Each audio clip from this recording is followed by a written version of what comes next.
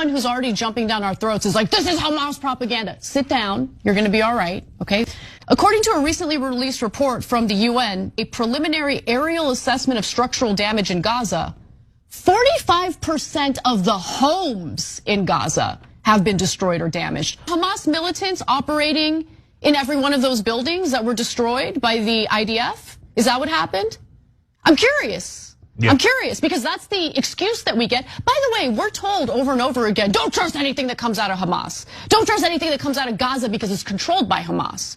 Am I supposed to take every talking point coming from the IDF and the Israeli government at face value?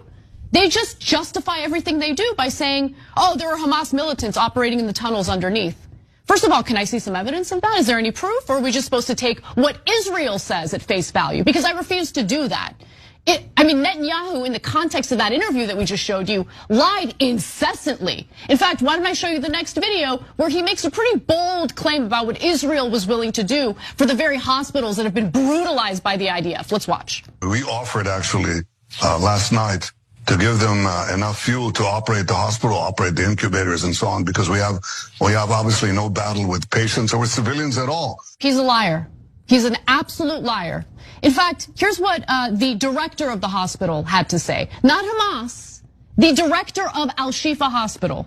Israeli claims were lies.